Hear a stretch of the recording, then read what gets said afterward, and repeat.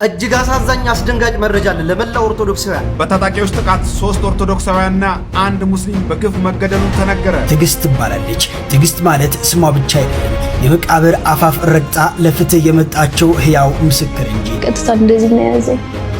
እንደዚህ መቁረጥ የጀመረው ከራሷ በላይ የምትወደው የፍቅር አጋሯ ያቀፈውን ገላ በቢላ ከአንገቷ እስከ ሆዷ እንደ ጨርቅ በመተልተል ያደረሰባት ግፍ ለመስማትም ይከብዳል። መጉዳት አይደለም መግደል እንጂ ዋስትና ተፈቀደልን በ30 ሺህ ብር። ሰላም ጤና ይስጥልን ቤተሰብ ነውቋችሁልኝ በአዲስ ቪዲዮ ተመልሼ መጣሁ። በዚህ ቪዲዮ የምንመለከተው በሀገራችን ኢትዮጵያ እንግዲህ የፍትህ ነገር ጥያቄ ውስጥ መግባቱን ቀጥሏልና አንዲት ሴት ልጅ እንግዲህ የምትወደው ፍቅረኛ ደግሞ የሚወዳት ፍቅረኛዋ ጉዳን ተልጥሎ ጭራሽ አንገቷንም አርዶ ልጅቷ እንግዲህ ከሞት ለጥቂት ተርፋ ልጁን ለማሳሰር ብዙ መስዋዕትን ከከፈለች በኋላ መንግስት እንግዲህ ይህን ልጅ ለጥቂት ጊዜ አስሮት ብቻ በ30 ሺህ ብር ዋስትና እንደለቀቀ ለሚዲያ ወጣ መናገሯ እንግዲህ ብዙዎችን እያስቆጣ ይገኛል። ብር የተፈጠረ የምንመለከት ነው የሚሆነው። በአርሲ ቆሞ የነበረው የኦርቶዶክሳውያን ጭፍጨፋ እንግዲህ አሁንም እንደቀጠለ ነው። እሱንም እንመለከታለን። ላይክ እና ሼር ማድረጋችሁን እንዳትረሱ። ሰብስክራይብ ለምንድን ነው የማታደርጉት? አሁን አድርጉ። መጀመሪያ እንግዲህ ከአርሲው ጉዳይ ስንጀምር ያው እንደምናውቀው አርሲ ላይ ጭፍጨፋ የኦርቶዶክሳውያን ጭፍጨፋ እንዳለ የምናውቀው ነገር ደግሞ ኦርቶዶክሳውያን ግድያ በተደጋጋሚ እንደሚከሰት የምናውቀው ነገር ነው።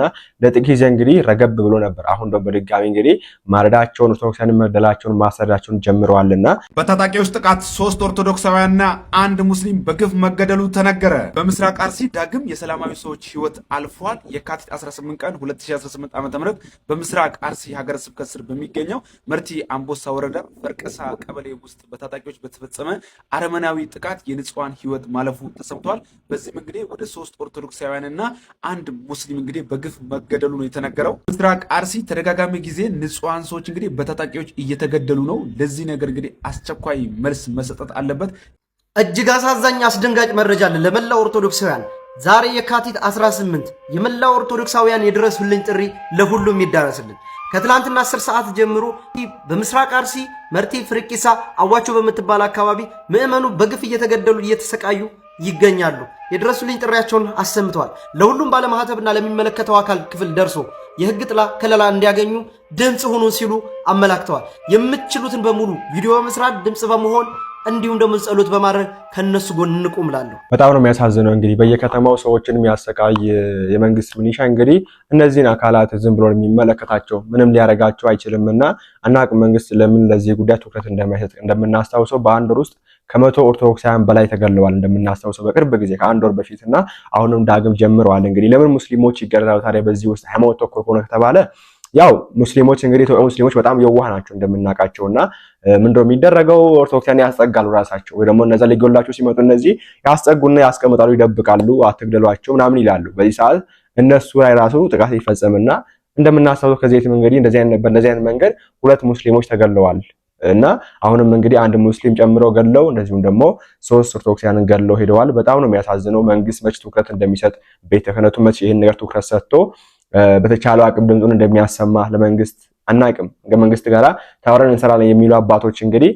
ወንበር ይዘው በተቀመጡበት ዘመን ቤተክርስቲያኑ ግን በዚህ መንገድ ስደት ላይ በዚህ መንገድ ምዕመናኗ እየተገደሉ የተረሸኑ ይገኛሉና ኢንዌስ እግዚአብሔር አምላካችን ፍትህ ይስጠን። ወደ ማንም ፍትህ ማለት አንችልም ያስፈልጋለሁ። በጣም የምንመለከተው እንግዲህ ያው እንደምናስታውሰው ኢትዮጵያ ውስጥ በተለይ የሴቶችና የህፃናት ጥቃት ላይ ፍትህ የለም፣ አይሰጥም። እንደምናስታውሰው ነው። ከዚህ ሰው እንግዲህ በህፃን ሄቨን ጊዜ ነበር ተስፋ ቆርጦ ያቆመውና በህፃን ሄቨን ጊዜ ሁሉ ሰው ሲጮህ ነበር። ነገር ግን መንግስት ጭራሽ ሁሉ የጮኸ እየሰማ እያየ ፍትህ ይሰጥ፣ እውነተኛ ፍትህ ይሰጥ እየተባለ እየሰማ አንዲት ህፃን ልጅ ደፍሮ ገሎ ቆራርጦ ጥሎ ይሄደን ሰቅሎ ይሄደን ሰውዬ 15 ዓመት ፈርዶበት ጭራሽ ከዛም ላይ ሲቀንስበት እያየን ነበርና አሁን ደግሞ እንግዲህ በድጋሚ እንደዚህ አይነት ተግባር ተፈጽሞ ልጅቷ እንግዲህ አልሞተችም። ልጅቷ የቻለችው አቅም ልጁን ለማሳሰር ሞክራ ነበር። በስተመጨረሻ እንግዲህ ልጅቷ ይዞ ከታሰረ በኋላ መንግስት እንግዲህ በ30 ሺህ ብር ዋስትና ልበሉ በ30 ሺህ ብር ዋስትና ልጁን ለቆ ልጅቷን ስጋት ላይ ጥሏልና ምን አይነት ጀግንነት ነው! እንዲህ አይነት ጠንካራና ብርቱ ሴት ያብዛልን። ከሞት አፋፍ ተነስታ ለፍትህ የቆመችው የዘመናችን ብርቷ ሴት ትዕግስት አየነው ልብ የሚነካ ታሪክ ላጋራችሁ። የደረሰባት ግፍ ተድበስብሶ እንዳይቀር ዛሬ ድምፅ ልንሆናት ይገባልና የሷ ህመም የሁላችን ህመም ሊሆን ይገባል። ሼር ሪፖስት እያደረጋችሁ ለእህታችን ድምጽ ኗት። ትዕግስት ትባላለች። ትዕግስት ማለት ስሟ ብቻ አይደለም፣ የመቃብር አፋፍ ረግጣ ለፍትህ የመጣቸው ህያው ምስክር እንጂ። በስጋዋ ላይ የታተመው ጠባሳ የበደል ምልክት ሳይሆን ሞትን ያሸነፈ የጽናት አሻራዋ ሆኗል። ባመነችው ተከታ እስከ መግደል ሙከራ ያደረሰባትን አረመኔው ፍቅረኛዋን ለህግ ለማቅረብ የሄደችበት ርቀት መልሳ ተመላልሳ ከጠላቷ ጉያ እስከ ማደርና እንዲሁም ደግሞ ጎዳና እስከ መውጣት ያደረሳት የፍትህ ፍለጋ ተጋድሎ ይህ ነው ተብሎ ለመንገር ጊዜ ይፈጃል። ከራሷ በላይ የምትወደው የፍቅር አጋሯ ያቀፈውን ገላ በቢላ ከአንገቷ እስከ ሆዷ እንደ ጨርቅ በመተልተል ያደረሰባት ግፍ ለመስማትም ይከብዳል። ተወርቶም ተጽፎም አያልቅም። አንዳንድ ታሪኮች ሲሰሙ እጅግ ያማሉ። ይህች ሴት ግን የደረሰባትን ህመም አልፋ ለፍትህ ስትል የከፈለችው መስዋዕትነት የሁላችንንም አድናቆትና ድጋፍ ትሻለች። ዛሬ ላይ ወንጀለኛው ለህግ ፊት አቅርበዋለች። ይህች ጀግና ሴት ዛሬም ስጋት ላይ ትገኛለች። ወንጀለኛው ከተለቀቀ ቤተሰቦቼንም እኔንም ይገለናል ስትል ያሰማችው የድረሱልን ጥሪ በቸልታ ሊታለፍ አይገባም። ቀጥታ እንደዚህ ነው ያዘኝ። እንደዚህ ነው መቁረጥ የጀመረው። በሞት ጥላ መካከል የበቀለች የጽናት አዝመራ ትዕግስት ለሷ ስሟ ብቻ አይደለም፣ የደረሰባትን የመከራ እቶን አልፋ የመቃብር አፋፍን ረግጣ የተመለሰችበት የህልውናዋ ምስክር እንጂ። ባመነችውና ህይወቷን አሳልፋ በሰጠችው ሰው የተከዳችው ትዕግስት የደረሰባት ግፍ ሰምቶ ለማለፍ ይከብዳል። ያቀፋት ገላ፣ የተደገፈችው ትከሻ ወደ አውሬነት ተቀይሮ ከአንገቷ እስከ ሆዷ ድረስ በስለት እንደ ጨርቅ ሲተለትላት የነበረው ጭካኔ ሰው ለሰው እንዴት እንዲህ ያደርጋል ያስብላል። በስጋዋ ላይ የታተመው ያ ጥልቅ ጠባሳ የበደል ምልክት ብቻ አይደለም፣ ሞትን ያሸነፈ የጽናት አሻራ፣ ዳግም የመወለዷ አዋጅ እንጂ። ትዕግስት ለፍትህ የሄደችበት ርቀት ከቁስሏ በላይ ያማል። ጨካኙን አጥፊ ለህግ ለማቅረብ ስትል ካቆሰላት ጠላቷ ጉያ ስር ተለጥፋ ለመኖር ተገዳለች። የመከራው ማዕበል አላርፍ ሲላት እስከ ጎዳና ህይወት ወርዳለች። ለፍትህ ስትል ክብሯን፣ ሰላሟንና ቤቷን መስዋዕት አድርጋለች። ዛሬ ያ አረመኔ በህግ ቁጥጥር ስር ቢውልም የትዕግስት ስጋት ግን ገና አልበረደም። ከተለቀቀ እኔንም ቤተሰቦቼንም መግደሉ አይቀርም ስትል የምታሰማው የድረሱልኝ ጥሪ የሁላችንንም በር ያንኳኳል። ትዕግስት የሺህ ግፉአን ድምፅ ነች። የሷ መጽናት ለሌሎች ተስፋ፣ የሷ መታገል ለፍትህ መከበር ትልቅ ትምህርት ነው። ዛሬ ከጎኗ ካልቆምንና ተገቢው ፍርድ እንዲሰጥ ድምፃችንን ካላሰማን ነገ ሌላ ትዕግስት መፈጠሩ አይቀርም። የደረሰባትን አሰቃቂና ለማየት የሚዘገንነውን ፎቶ ማየት አቅሙ ካላችሁ ባዮ ላይ ባለው የቴሌግራም ሊንክ ገብታችሁ ተመልከቱ። ፍትህ ለትዕግስት የጽናት ተምሳሌቷን በዝምታ አንሸኛት። በጣም ነው የሚያሳዝነው። ልጅቷ በዚህ መንገድ ስጋቷን ገልጻለች እና ጭራሽ በዚህ መንገድ እንግዲህ ካሰቃያት ጭራሽ አርዶ ለጥቂት ከሞት ተርፋ ራሷን አክማ ተመልሳ ልጁን ለማሳሰር የከፈለችው መስዋዕትነት ከልጁ ጋራ ተመልሳ ከሱ ጋር እስከመሆን ይሄን ሁሉ የምታደርገው እሱን ለማሳሰር ነበርና በስተጨረሻ ተሳክቶላት አሳሰረችው። ነገር ግን መንግስት በ30 ሺህ ብር ዋስትና ይሄን ሰው ለቆ ልጅቷን ስጋት ላይ ጥሏል። እንደምትመለከው ጭራሽ ቤተሰቦንም ጭምርና እስቲ ከራሷ እንዴት እንስማ ይሄን ነገር። ዋስትና ተፈቀደለት በ30 ሺህ ብር። እግዚአብሔር እንዴት ተፈቀደለት? ዋስትና ተሰጠው፣ በ30 ሺህ ብር ተፈቀደለት። ለምን ብዬ ስጠይቅ የሞተ ሰው ብቻ ነው ዋስትና የሚከለከለው አሉ እና በውጭ ሆኖ ጉዳዩን መከታተል ይችላል፣ መብት አለው አሉ። እሺ ህግ አይደለ? እሺ ብዬ ተቀበልኩ። ሄደ፣ እሱ ቤተሰቦቹ ጋር ቆየ።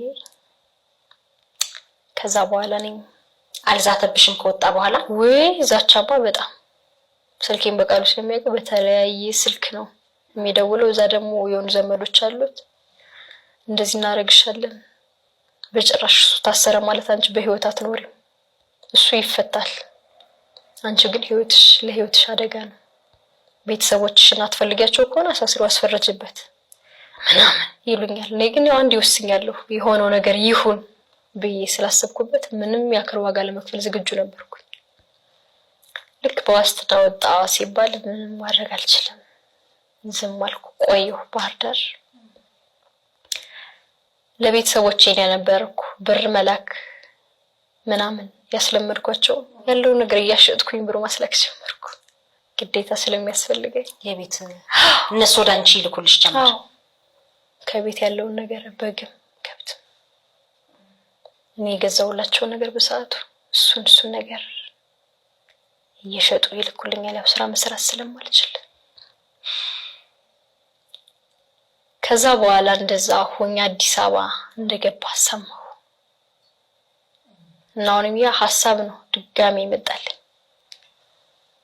ጥቅምት 12 ነበረ የፍርድ ቀን 2017 2018 በዚህ አመት ጥቅምት በዋስ የወጣው ማለት ነው በዋስማ ከወጣ ቆይቷል የሚፈረድበት ነበር የፍርድ ቀን መቅረብ የነበረበት ያኔም ቀረ አልመጣም ማለት ያን ከዛ ቀድሜ ነው አዲስ አበባ ገባሁ እኔ አዲስ አበባ መጣሁ ከፍርድ ቀኑ ቀድሜ አዲስ አበባ መጣሁ እሱ እዚህ ነው ሲባል መጣሁ ደወልኩለት ገና ልክ ቢያንስ 2 ቀን 3 ቀን ሲቀረኝ ደወልኩለት እና አወራሁት እንደሚበቀለኝ አውቀዋለሁ ልቡን በደንብ አድርጌ ስለማውቀው አወራሁት አሁንም አልኩኝ አይዞሽ በርቺ ለራስሽ ባለፈው እንደዚህ ዋጋ ከፍለሽ አሲዘሽዋል አሁንም ያን ነገር ማድረግ አለብሽ ባህር ዳር አገሬ ነው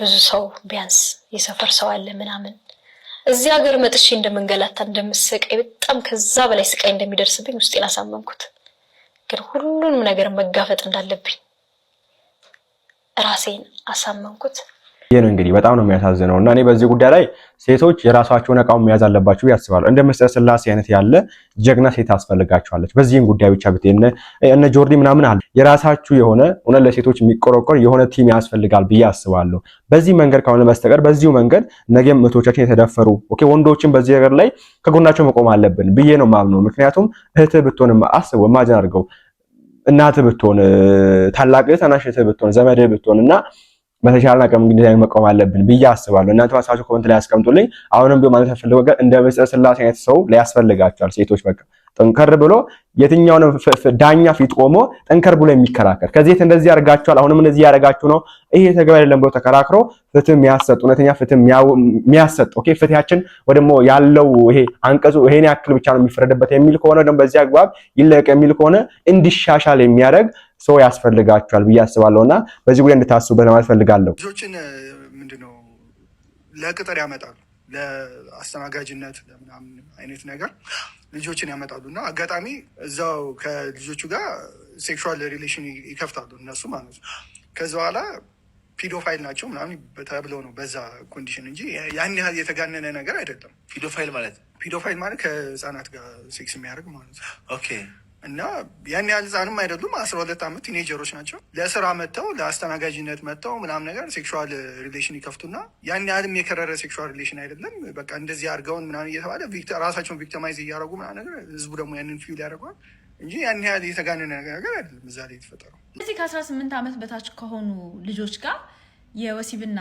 የፍቅር ግንኙነት ለመጀመር የምታስቡና የጀመራችሁ እና በቃ ይሄ ነገር የተካበደ ነገር አይደለም ብላችሁ የምታስቡ ሰዎች ማለት ነው ለምን ታዲያ ከ18 ዓመት በታች ለሆኑ ልጆች መጠጥ አይፈቀድ ለምን ማጨስ አይፈቀድ ለምን መኪና እንዲይዙ አናደርጋቸው ለምን ቮት እንዲያደርጉ አይፈቀድላቸው በቃ ትልቅ ሰው ናቸው አይደለ ያደጉ ሰዎች ናቸው ለወሲብ የበቁ ሰዎች ናቸው አይደለ ለምን እነዚህን ሁላ ነገሮች እንከለክላለን እንደውም መጠጥና ሲጋራ ከ21 ዓመት በታች ይመስለኛል የሚከለከለው ከ18 ዓመት በታች ራሱ አይደል መጠጥ ላይ ሲጋራ ላይ ድራይቪንግ ላይሰንስ ላይ ልጆች ናችሁ ትከለከላላችሁ የሚባለውን ነገር ማንም ሲያከራክረው አታዩ ሴክስ ላይ ግን ወሲብ ላይ ግን በቃ ሁሉም ግራ ይገባዋል አይ አድገዋል ደርሰዋል ምንም ችግር የለውም ቪክቲም ሜንታሊቲ ለራሳቸው እየሰጡ ነው አሁን ይሄ ልጅ ደፋሪ ነው ብዬ ብናገር ማለት ነው ቅር ይላችኋል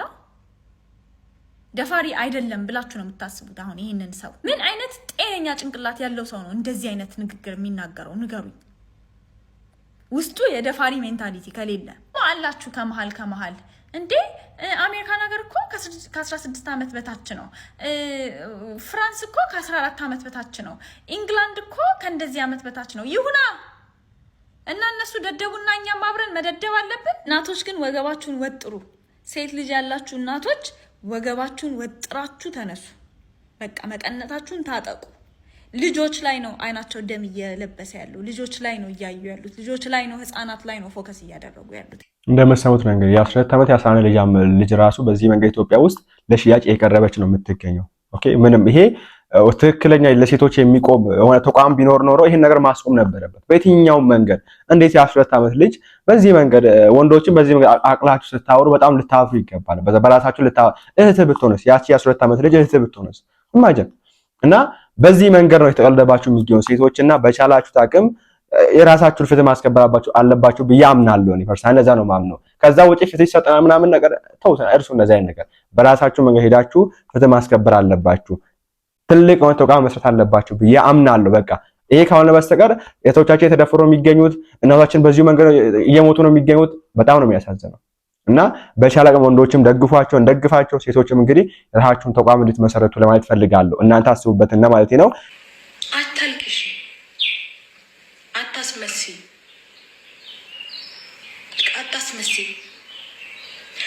አንቺ ጨዋ እሱ እንደበደለ አታስመስይ። በቃ እረፊ፣ አቁሚ። እዚሁ ላይ ይበቃል። ያንቺ አይደብርሽም እንዴ? በወንድ ልጅ ጭንቅላት ወንድ ልጅ እኮ ነው ይሰማዋል። አንቺ ስትሸረሙጭበት፣ አንቺ ስትባልጊበት ማለት ነው ይሰማዋል እንዴ? እና ወንዱና አግብቶኝ እየኖረ የምፈልገውን ነገር እያደረገልኝ እኔ ከሌላ ወንድ ጋር ከተኛውበት አይደለም እና ተናዱ እንደዛ መጉዳት ቢገለኝ እኮ መብቱ ነው። ስለዚህ እያንዳንዳችሁ ደግሞ ስታሳዝን እያላችሁ ቪዲዮ የምትለቁ ሰዎች አቁሙ። መጀመሪያ እውነታውን ሳታውቁ የእሱ ጤንነት ተመልሶ ከእሱ አንደበት እውነታውን ሰምታችሁ ትፈርዳላችሁ። ሀፋፍ ሰምታችሁ ሁለቱንም ትፈርዳላችሁ። አይመስላችሁም? እንጂ ዝም ብላችሁ ደረቅ ብላችሁ አይ ወንድ ልጅ እያላችሁ አትፍረዱ። በተለይ ሴቶችም ወንዶች የገዛ ባሌ የምፈልገውን ነገር እያደረገልኝ እኔም መውሰልትበት ከሆነ አይደለም እና ተናዱ እንደዛ በንዴት መጉዳት አይደለም መግደል የሚችል ገባሻ? ይሄን ቪዲዮ የምታዩ ከሆነ ልንገርሽ፣ እረፊ፣ እፈሪ። አንቺ የወገብ ቅማል ነሽ። አላየሁትም ባይ ዘ ዌይ ኢንተርቪውን ምንም ላይክ እንደዚህ በቲክቶክ የተቆራረጡትን ነገሮች በስተቀር ሄጄ ሙሉውን ዩቲዩብ ላይ አላየሁትም። አይቼ የሚያስፈልጋትን እርዳታ አይተን ምናምን በምን አይነት መልኩ ሰፖርት ልንሰጣት እንደምንችል በእኛው አቅም አይቼ እሱን ነገ ይደርሳል፣ ችግር የለውም ካየው በኋላ። እቺን ግን ማደር አልቻልኩም ሳልናገር። እንኳን ወሰለተች፣ እንኳን ሸረመጠች፣ እንኳን ቺት አደረገችበት እንደዛም አድርጋ ቢሆን ማለት ነው የመግደል የመምታት የመስደብ መብት የለውም። ህጋዊ ባለትዳር ሆኑም አልሆኑም ሲጀመር ከ6 ወር በላይ አብራችሁ ከቆያችሁ በህግ ፊት እንደ ባለትዳር ነው የምትታዩት። ማጣ ከሆነ በህግ መጠየቅ ይችላል፣ ሄዶ መክሰስ ይችላል።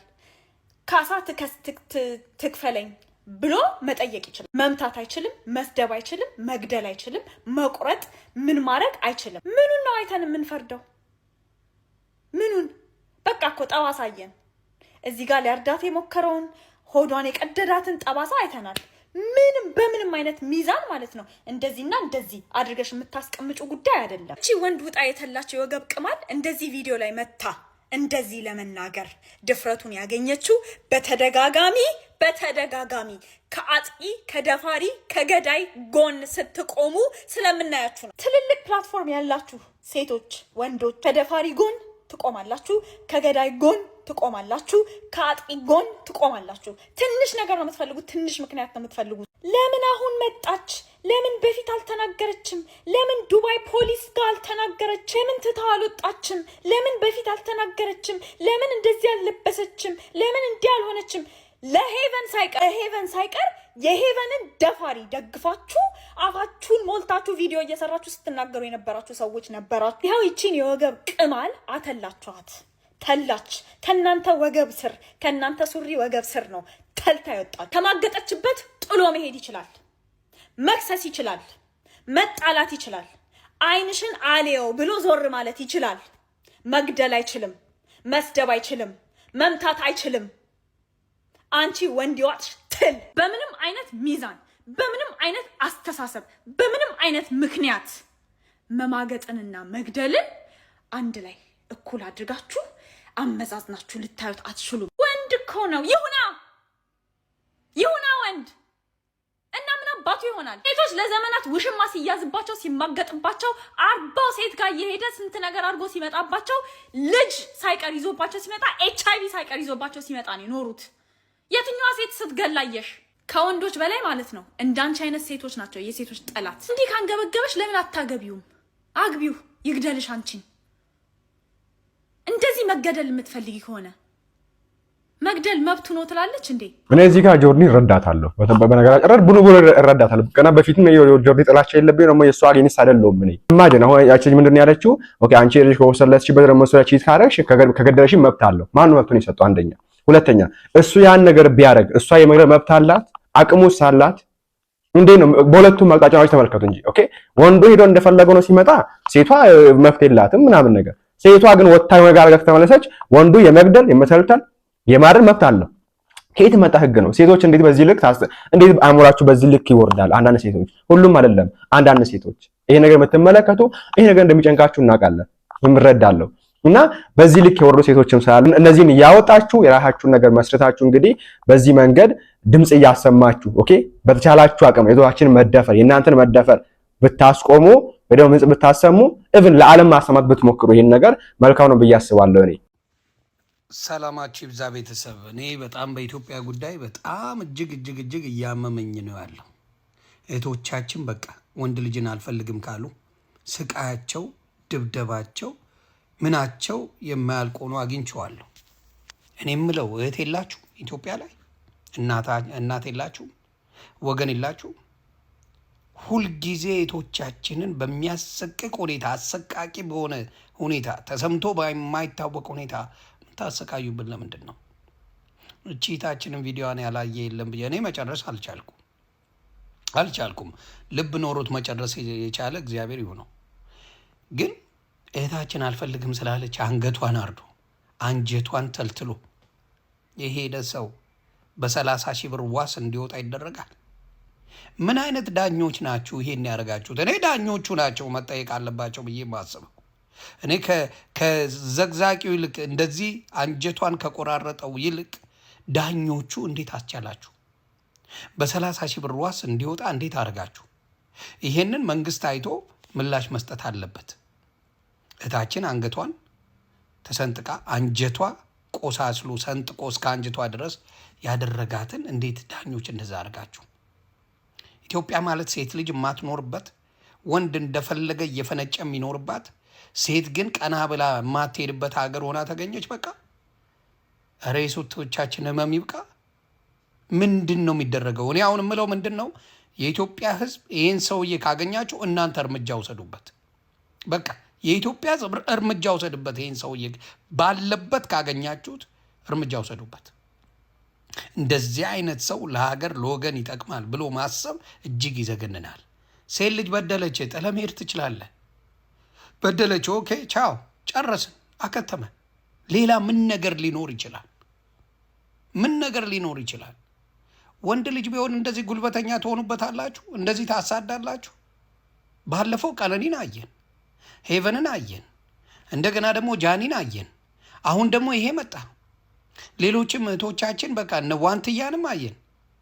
ምንድነው ኢትዮጵያ ላይ እህቶቻችንም በሙሉ እንደዚህ በአሰቃቂ ሁኔታ እየተደበደቡ እየተቀጠቀጡ ምንም አይነት መፍትሄ የማይሰጣቸው እስከ መቼ ነው? መቼ ነው የኢትዮጵያ መንግስት ሴቶችንና ህፃናቶችን የሚከላከለው? መቼ ነው?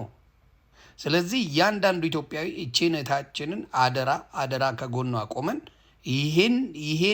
ይሄን ሰውዬ በእውነት ነው የሞት ቅጣት የሞት ፍርድ ተፈርዶበት ብይን እስካላገኘን ዝም አንልም። ስለዚህ በጣም ያዘንኩበት ጉዳይ ነው። እኛ ማድረግ የምንችለው እህታችንን በምንድን ነው? ሶሻል ሚዲያ ላይ የምታውቋት በሆነ አጋጣሚ ካገኛችሁ እኔም ጋር ወይም ሌላው ቦታ ጋር አምጦና ህይወቷን የምታስተካክልበት ህይወቷን የምትመራበት አንገቷን ቀና የምታረግበት እንዲሆን ጠይቃለሁ። ስለዚህ እህታችን ይህን መሴጅ ከሰማሽ እግዚአብሔር ያጽናሽ። እኔ ግን ከጎንሽ እስከ መጨረሻ ሆናለሁ። ከቻልሽ እኔ ፔጅ ላይ መጥተሽ የምትረጂበት የምትቋቋሚበትን ነገር እኔና ቤተሰቦቼ እንደምናደርግ እርግጠኛ ሆኜ እነግርሻለሁ። እናቱ እግዚአብሔር ካንቺ ጋር ይሁን። ሴት ልጅ ላይ እጃችሁን የምትዘነዝሩ ማንኛውንም ነገር ብታረግ ሴት ልጅ ላይ እጃችሁን የምትሰነዝሩ እግዚአብሔር አምላክ ህይወታችሁን በሙሉ ዶግ አመድ ያድርገው። ሴት ልጅን የሚመታ ወንድ ህይወቱ በሙሉ እንደተሳቀቀ ህይወቱ በሙሉ አይለፍለት። እጅግ እጅግ እጅግ እጅግ የሚያምነው ወንድ ኮንክ ወንድን ግጠም። ሴትን ልጅ መምታት ጀግና አያስብልም። ሴትን ልጅ መበደል ጀግና አያስብልም። እግዚአብሔር ፍርዱን ይስጥላለው። ኢንቨስት ቪዲዮአችን የምሳ በዚህ ጉዳይ እናንተ ማሳባችሁን አስቀምጡ። ቀጣይ ላይ እንግዲህ አዲስ ነገር ተፈጠረ ይጀላችሁ ምቀርብ ነው የሚሆነው። ላይክ እና ሼር ማድረጋችሁን እንዳትረሱ። ቸር ቆዩልኝ።